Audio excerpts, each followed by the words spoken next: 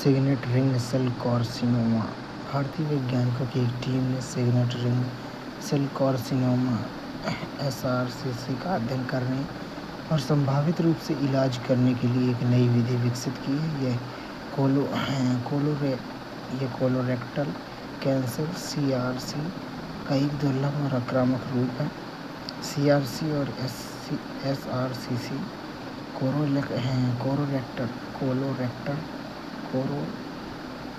Colorectal cancer (CRC) यह एक प्रकार का कैंसर है जो कोलन या मलाशय से शुरू होता है। ये पाचन तंत्र की बड़ी आंत के हिस्से हैं। विश्व भर में तीसरे सबसे सामान्य कैंसर है और वैश्विक स्तर पर कैंसर से होने वाली मौतों का दूसरा प्रमुख कारण है। Signet ring cell carcinoma (SRCC) यह CRC का एक दुर्लभ और घातक उपप्रकार है जो वैश्विक CRC मामलों का लगभग 1% है। इसका नाम सिग्नेट रिंग इसलिए पड़ा क्योंकि माइक्रोस्कोप के नीचे देखने पर कैंसर कोशिकाएं एक विशिष्ट अनूठी रिंग के आकार जैसी दिखाई देती हैं। इसका निदान प्रायः उसके उन्नत चरण में किया जाता है और यह पारंपरिक कीमोथेरेपी का प्रतिरोध करता है, यानी इस पर कीमोथेरेपी का प्रभाव कम होता है। भारत में SRCC यह भारत में वैश्विक औसत की तुलना में लगभग 10 गुना अधिक रोगियों को प्रभावित करता है, कम उम्र के व्यक्तियों को अधिक प्रभावित करता है और मध्यम तथा उत्तरी भारत में अधिक सामान्य है। बोस धातु। चीन और जापान के शोधकर्ताओं की एक टीम ने हालिया रिपोर्ट में पाया कि नायोबियम डिसेलेनाइट (NbSe2) में बोस धातु के गुण होने की प्रबल संभावनाएं हैं। बोस धातु पदार्थ की एक सैद्धांतिक क्वांटम अवस्था है। इसे एनोमल्स मेटेलिक स्टेट (AMS) इस असंगत धात्विक अवस्था को समझाने के लिए प्रस्तावित किया गया है जिसके गुण पारंपरिक पदार्थों से भिन्न होते हैं। अब तक बोस वस्तुओं की केवल सैद्धांतिक भविष्यवाणी की गई है। अभी तक कोई निश्चित प्रायोगिक पुष्टि नहीं हुई है। निर्माण यह कूपर पेयर्स से बना होता है जो अति निम्न तापमान पर पतली सुपरकंडक्टिंग फिल्मों से बनते हैं। ये सुपरकंडक्टिविटी, अतिचालकता और सुपर इंसुलेशन के बीच का मध्यवर्ती चरण है। मुख्य विशेषताएं: एनोमल्स मेटेलिक स्टेट (AMS) यह ऐसा विद्युत व्यवहार प्रदर्शित करता है जिसे मानक धात्विक सिद्धांत पर मापन समझाया नहीं जा सकता है। कूपर पेयर्स की उपस्थिति। इसमें इलेक्ट्रॉन जोड़े कूपर पेयर्स बनते हैं, लेकिन वे अतिचालक की तुलना में भिन्न व्यवहार करते हैं क्योंकि अतिचालकता नहीं। कूपर पेयर्स बनने के बावजूद इसमें लंबी दूरी का फेज कोहेरेंस नहीं होता है और इसलिए प्रतिरोध शून्य तक नहीं गिरता है। मध्यवर्ती क्वांटम अवस्था। यह एक सामान्य धातु और एक अतिचालक के बीच स्थित है जो स्थापित संघनित पदार्थ सिद्धांत को चुनौती देता है। सीमित चालकता परम शून्य (एब्सोल्यूट जीरो) तापमान के करीब चालकता सीमित रहती है, यानी यह ना तो पूरी तरह अचालक होता है न ही अतिचालक। सीमाएं और संबंधित प्रश्न। कोई व्यवहारिक अनुप्रयोग नहीं। यह एक सैद्धांतिक धारणा बना हुआ है जिसका कोई प्रत्यक्ष तकनीकी उपयोग नहीं है। प्रायोगिक चुनौतियां इसके सत्यापन के लिए तापमान, फिल्म की मोटाई और चुंबकीय क्षेत्र को नियंत्रित करने में अत्यधिक सटीकता की आवश्यकता होती है। वैचारिक अनिश्चितता। इस पर चर्चा जारी है कि क्या बोस धातुएं एक अलग क्वांटम चरण है या केवल एक संक्रमणकालीन व्यवस्था में विकार की भूमिका मजबूत विकार कुछ कूपर पेयर्स को स्थानीकृत कर सकता है, जिससे क्वांटम चरण संक्रमण के पास एक धातु जैसी स्थिति दिखाई देती है। भारत की हाइपरलूप परिवहन परियोजना के लिए इलेक्ट्रॉनिक्स घटक तकनीकी अब integral coach factory ICF Chennai में विकसित की जाएंगी।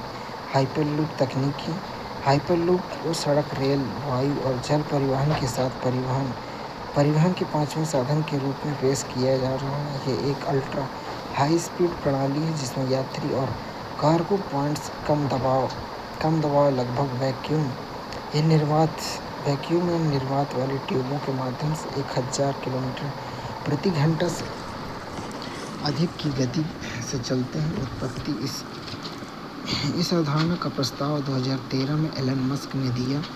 इसका विस्तृत विवरण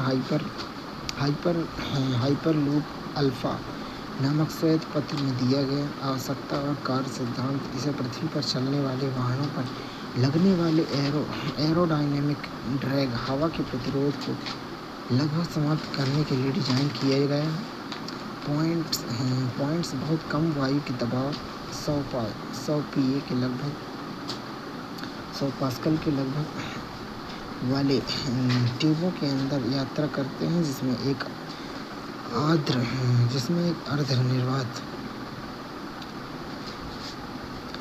एक अर्धनिर्वात क्वासी वैक्यूम बनता है।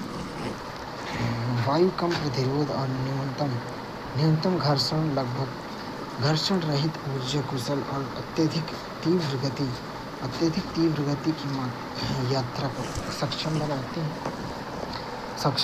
हैं। घटक में निम्न दाब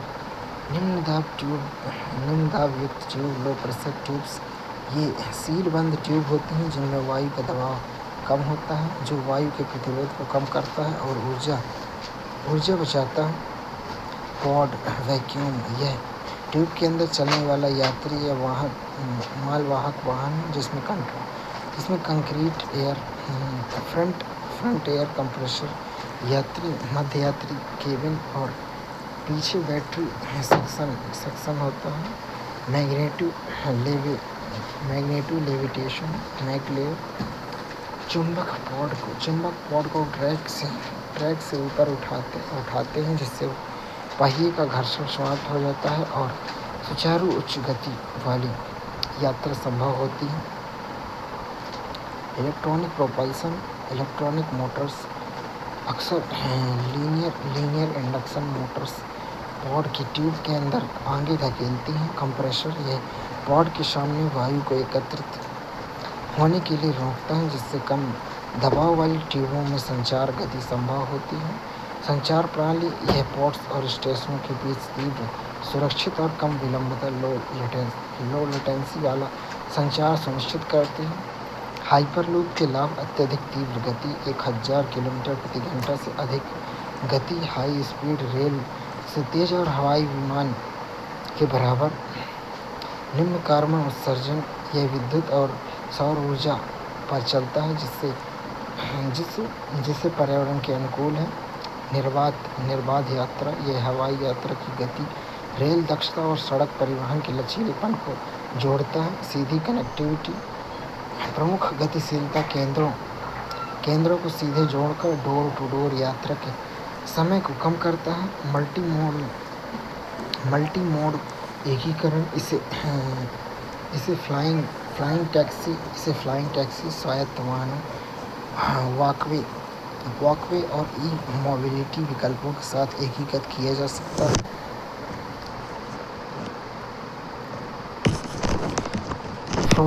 फ्रोजन लाइट, हाल ही में वैज्ञानिकों ने प्रकाश को सफलतापूर्वक फ्रोजन किया। उन्होंने यह प्रदर्शित किया कि प्रकाश एक सुपर सॉलिड, सुपर ठोस के रूप में व्यवहार कर सकता है। यह पदार्थ की एक दुर्लभ अवस्था है जो ठोस जैसी संरचना और घर्षण रहित प्रवाह दोनों को प्रदर्शित करती है। सुपर सॉलिड अवस्था अवलोकन करते सुपर सॉलिड पदार्थ की एक विचित्र अवस्था है जो दो गुणों को जोड़ती है। ठोस जैसी कठोरता, यह एक निश्चित संरचना बनाए रखता है। सुपरफ्लूइड तरल जैसा प्रवाह ये बिना घर्षण के चलता है। पूर्व अवलोकन। पहले सुपर सॉलिडिटी केवल अति शीत तापमान पर बोस-आइंस्टीन कंडेंसेट (बीईसी) में देखी गई थी। नई खोज विशेष क्वांटम स्थितियों के तहत प्रकाश स्वयं सुपर सॉलिड व्यवहार दिखा सकता है। सुपर सॉलिड की विशेषताएं: दोहरी प्रकृति, ड्यूअल नेचर, यह एक साथ ठोस, कठोर और सुपरफ्लूइड घर्षण रहित की तरह व्यवहार करता है। क्वांटम सुसंगतता, क्वांटम कोहेरेंस, कण अत्यधिक सहसंबंध कोरिलेटेड क्वांटम अवस्था में मौजूद होते हैं। शून्य संयंत्र, यह बिना किसी आंतरिक प्रतिरोध के बहता है। तापमान निर्भरता, यह केवल परम शून्य एब्सोल्यूट जीरो -273.15 डिग्री सेल्सियस के करीब बनता है। अत्यधिक ठंड, निम्न तापमान की आवश्यकता क्यों है? यह कणों की तापीय गति को कम करता है।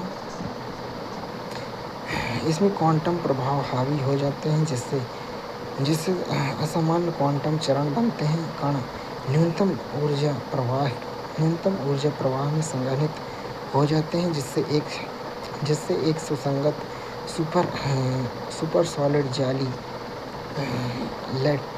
लैटिस बनती है। वैज्ञानिकों ने फ्रोजन लाइट कैसे बनाई? पॉलिट्रॉन ये फोटोन प्रकाश को एक्साइटोन इलेक्ट्रॉन होल जोड़े के साथ जोड़कर बनाए गए हाइब्रिड कण। क्रियाविधि में मजबूत फोटोन पदार्थ युग्मन कपलिंग पॉलिट्रॉन को बांधता है। यह न्यूनतम ऊर्जा अवस्था में पहुंचकर एक सुपर सॉलिड बनता है। पॉलिट्रॉन द्रव की भांति कार्य करते हुए भी एक संरक्षित जाली बनाते हैं। इस खोज के निहितार्थ क्वांटम कंप्यूटिंग, अधिक स्थिर और कुशल क्यूबिट्स का विकास, सुपरकंडक्टर्स, अधिचालक, शून्य प्रतिरोध वाले धातु, विद्युत लागत की क्षमता, घर्षण जनित लुब्रिकेंट्स, यह अति कुशल यांत्रिक प्रणालियों को सक्षम कर सकता है। आधारभूत भौतिकी, यह क्वांटम और कंडेंस्ड मैटर संघनित पदार्थ भौतिक की समझ को बढ़ाता है। भविष्य की तकनीकी ऑप्टिकल उपकरणों, फोटोनिक सर्किट और क्वांटम सेंसर में अनुप्रयोग, माइक्रो लाइटनिंग और जीवन की उत्पत्ति। यह हालिया अध्ययन से पता चला है कि पानी की बूंदों से उत्पन्न छोटे स्पार्क्स जीवन के लिए आवश्यक कार्बनिक अणुओं का उत्पादन कर सकते हैं। मुख्य बिंदु में यह मिलर यूरे परिकल्पना, मिलर यूरे हाइपोथेसिस पर आधारित है, जिसने प्रस्ताव दिया कि विद्युत रिले लाइटनिंग स्ट्राइक से जीवन के निर्माण खंडों का गठन शुरू हुआ था। जीवन की उत्पत्ति, यह प्रीबायोटिक रसायनों से लेकर कोशिकीय जीवन रूपों के निर्माण तक जीवन के उद्भव को संदर्भित करता है। जीवन की उत्पत्ति का रहस्य, पृथ्वी का प्रारंभिक रसायन विज्ञान लगभग 14.6 अरब वर्ष पूर्व रसायन विज्ञानी का मिश्रण मौजूद था, लेकिन कार्बन नाइट्रोजन बॉन्ड वाले कार्बनिक अनुपस्थित थे। ये प्रोटीन, एंजाइम और अब बायोमॉलिक्यूल के लिए महत्वपूर्ण प्रश्न, ये कार्बनिक अणु कैसे बने जिससे जीवन का उद्भव संभव हो। मिलर यूरे परिकल्पना 1952 स्टैनली मिलर और हेरोल्ड यूरे द्वारा प्रस्तावित, सुझाव दिया कि विद्युत जैसे प्राकृतिक ऊर्जा के स्रोतों से शुरू होने वाली रासायनिक प्रक्रियाओं के माध्यम से कार्बनिक यौगिक उत्पन्न हो सकते हैं। प्रयोग में जल, मीथेन, अमोनिया, हाइड्रोजन के मिश्रण पर विद्युत का प्रयोग किया गया, जिससे अमीनो एसिड और अन्य कार्बनिक अणुओं का निर्माण हुआ। आलोचना करें तो विद्युत गिरने की घटनाएं बहुत दुर्लभ मानी जाती थी और ज़्यादातर महासागरों के ऊपर होती थी, जिससे अणु बहुत जल्दी डिस्पर्सिंग सकते हैं बिखर सकते हैं। हालिया अध्ययन पानी की बूंदों को माइक्रो लाइटनिंग स्टैनफोर्ड यूनिवर्सिटी द्वारा आवेशित खोज लहरों या झरनों से निकलने वाला पानी का स्प्रे वाटर स्प्रे बिना बाह्य धातु के कार्बनिक यौगिक उत्पन्न कर सकता है। प्रक्रिया में पानी की बूंदों के भीतर छोटे स्पार्क्स माइक्रो लाइटनिंग की तरह काम करते हैं, जो प्रीबायोटिक स्थिति में कार्बनिक अणुओं के निर्माण को सक्षम बनाते हैं। महत्व में मिलर-यूरे परिकल्पना का समर्थन यह दर्शाता है कि कार्बनिक अणु प्राकृतिक प्रक्रियाओं के माध्यम से बन सकते हैं, जो मिलर-यूरे विद्युत आधारित मॉडल की पूर्व आलोचनाओं को संबोधित करता है। अध्ययन की सीमाएं दुर्लभ विद्युत गिरने की घटना के विपरीत लहरों और झरनों से इनका उत्पादन अधिक सरल है। यह पृथ्वी पर जीवन के उद्भव को समझने के लिए एक अधिक विश्वसनीय तंत्र बनाता है। जल छिड़काव से कार्बनिक यौगिकों का निर्माण, जल की बूंदों का टूटना, पानी की बूंदें छोटी होती और बड़ी बूंदों विभाजित हो जाती हैं। विपरीत आवेशों का विकास, बड़ी बूंदें अनावेशित, छोटी बूंदें ऋणावेशित हो जाती हैं। सूक्ष्म बिजली की चिंगारियों का बनना, विपरीत रूप से आवेशित बूंदों के बीच चिंगारियां, रासायनिक प्रक्रियाएं प्रारंभ करना, चिंगारियां आसपास की गैसों में प्रक्रियाएं शुरू की जाती हैं। कार्बनिक यौगिक का उत्पादन, hydrogen oxide, hydrogen cyanide, glycine और यूरासिल जैसे कार्बनिक यौगिक बनते हैं। प्लास्टिक आइस सेवन हाल ही में पानी की 3 मौजूदा अवस्थाओं ठोस, द्रव और गैस से भरे बर्फ के एक चौड़े रूप की पुष्टि की गई है, जिसे प्लास्टिक आइस सेवन कहा जाता है। प्लास्टिक आइस सेवन पानी का एक दुर्लभ चरण है, जहाँ अणु स्वतंत्र रूप से घूमते रोटेट है, जबकि समग्र संरचना ठोस रहती है। वैज्ञानिकों ने 2008 में इसका अनुमान लगाया था। खोज की विधि, इसका अध्ययन डायमंड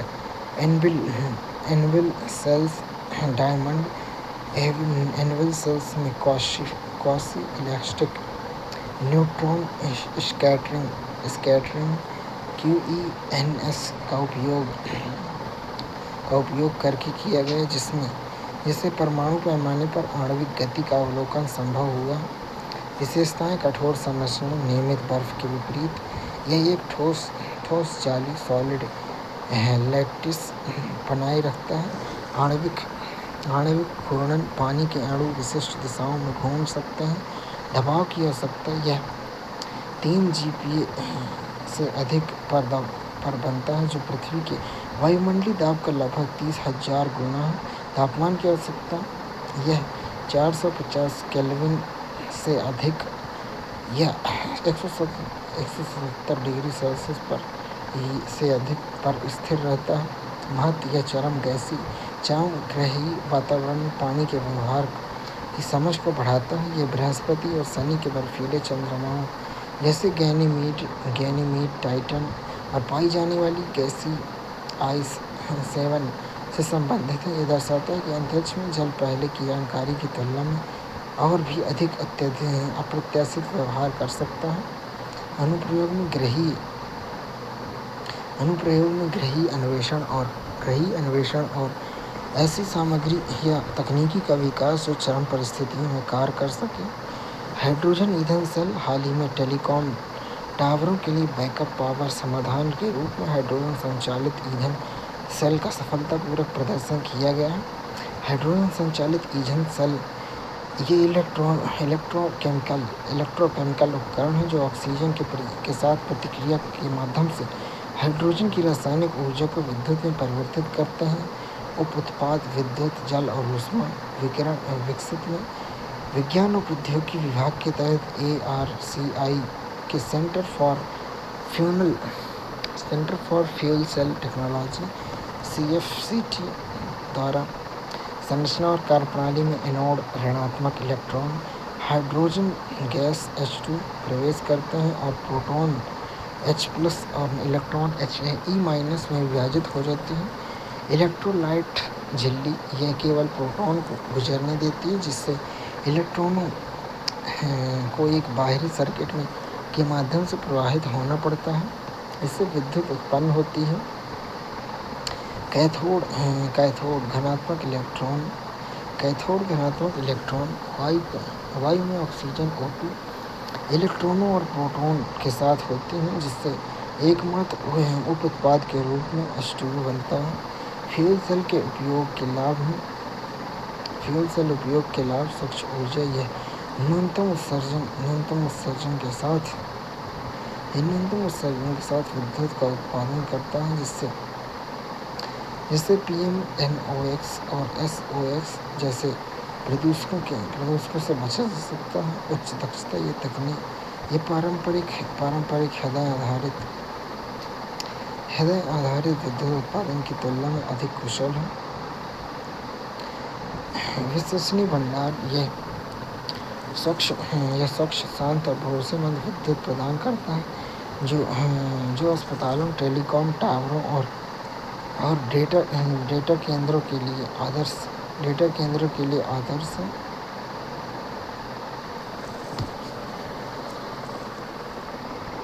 ऊर्जा भंडारण यह अतिरिक्त अक्षय ऊर्जा को हाइड्रोजन में परिवर्तित करता है, जिससे बाद में विद्युत उत्पादन के लिए भंडारण की अनुमति मिलती है। ईंधन प्रयोग में फ्यूल सेल के प्रकार के आधार पर हाइड्रोजन, प्राकृतिक गैस, बायोगैस और इथेनॉल या मेथनॉल का उपयोग कर सकता है। स्वायान पहल और नीडर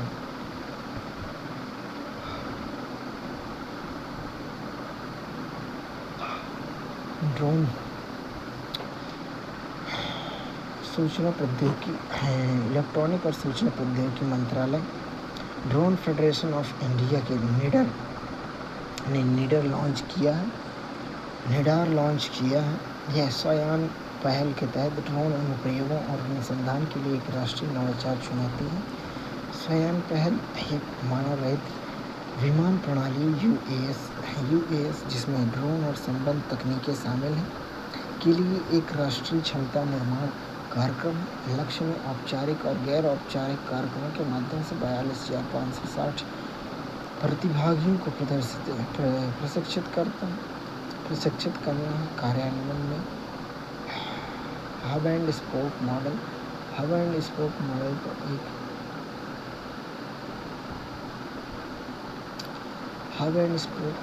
इसमें ISC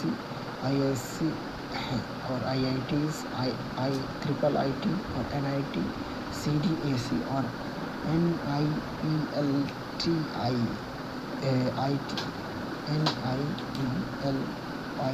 जैसे 30 प्रमुख संस्थान शामिल हैं।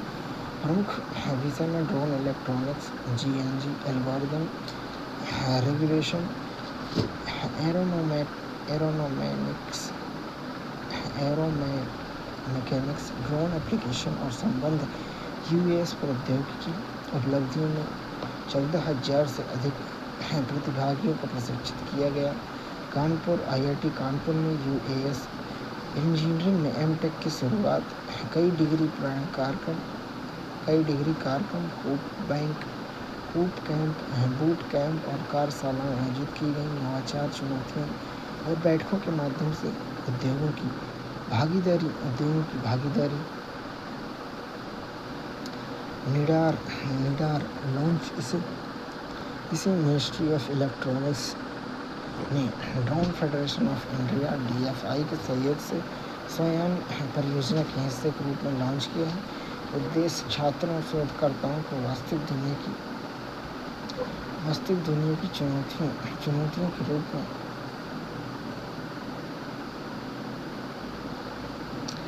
छात्रों शोधकर्ताओं को वास्तविक दुनिया की चुनौतियों के सहयोगी स्वायत्त ड्रोन विकसित करने के लिए प्रेरित करना। डोमेन आपदा प्रबंधन।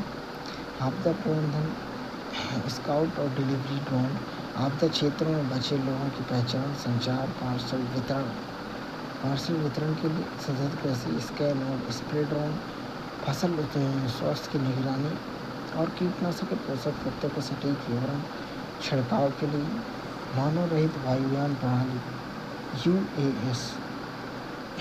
मानव रहित विमान प्रणाली यूएएस में हवाई वाहन और संबंधित उपकरण जिसमें कोई मानव ऑपरेटर नहीं होता बल्कि इसके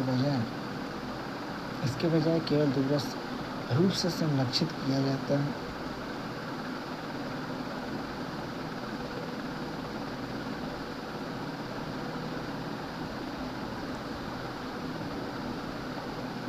यूएएस सामान्यतः मानव रहित विमान प्रणाली यूएएस, मानव रहित हवाई यान यूएवी, दूरस्थ रूप से संचालित विमान प्रणाली आरपीएस और ड्रोन्स के रूप में संदर्भित करता है।